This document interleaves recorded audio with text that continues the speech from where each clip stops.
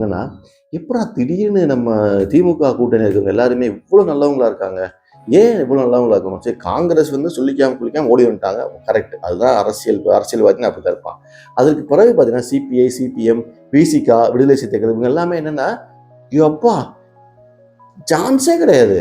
இப்படியா? இப்படி நல்லவங்களா? அதுக்கு அடுத்து பார்த்தீங்கன்னா, மு.க. ஸ்டாலின் அவர்களுடைய ஸ்டேட்மெண்ட்லாம் பார்த்தீங்கன்னா, மைண்ட் ப்ளோயிங்.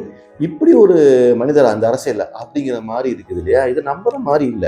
இது யாரும் அவ்வளோ நல்லவங்க கிடையாது. அவ்வளோ செய்ய மாட்டாங்க. பட் ஆனா, இதுல என்ன ஒரு மிக உள் அர்த்தம் அப்படின்னா, இன்னைக்கு வந்து வெளிய சொல்றாங்க. என்னன்னா, நாங்க வந்து திமுக கூட்டணியில இருப்போம்.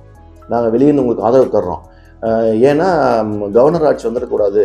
பிஜேபி கையில இந்த தமிழ்நாடு போயிடக்கூடாதுங்கிறதுக்காக அந்த பழைய பஞ்சாங்கத்தை பேசிட்டே இருக்காங்க. பட் அதெல்லாம் காரணமா இருக்குமான்னு எனக்கு தெரியல.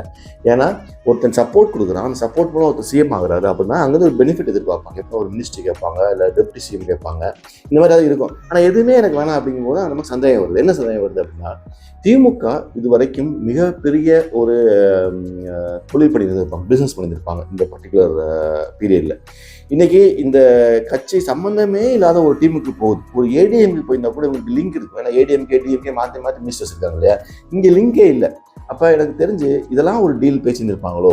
இப்போ ஃபார் எக்ஸாம்பிளுக்கு டாஸ்மார்க் இருக்கு. இப்போ ஆதவ் அர்ஜுனாவுடைய மெயின் நினைச்சு பாருங்க. ஆதவ் அர்ஜுனாவுடைய மந்திரி சபை வந்து எங்க இருக்குன்னா டாஸ்மார்க் சம்மந்தமாக தான் இருக்கும். அவர் மார்டின் குரூப்லேருந்து வர்றாரு. அவங்க டேக் கேர் பண்ணுவாங்க. அப்போ இவங்க பண்ணிக்கிற முக்கியமான பிஸ்னஸ், டிஎம்கே பண்ணிக்கிற முக்கியமான பிஸ்னஸ் டாஸ்மார்க். அப்போ என்ன டீல் இருந்திருக்கும்?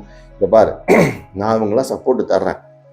ஆனால் இந்த மாதிரி நாங்கள் நிறைய இது மட்டும் கிடையாது, இது மாதிரி நிறைய பிஸ்னஸ் பண்ணி தொந்தரவு பண்ணாமல் இருக்கணும் அப்படிங்கிறது இருக்கலாம் அப்படின்னு பேசிக்கிறாங்க. பட் இது வந்து எங்கே மெயின் ஸ்ட்ரீமில் பேச மாட்டாங்க. இதெல்லாம் வந்து அங்கங்கே பேசிக்கிற ஒரு சில விஷயங்கள். ஏன்னா இவ்வளோ நல்லவங்க கிடையாது எனக்கு தெரிஞ்சு. திருமாவளவனோ மு.க. அவர்களோ சிபிஐ சிபிஎம்மோ அவங்க எல்லாமே அவ்வளோ நல்லவங்கலாம் கிடையாது.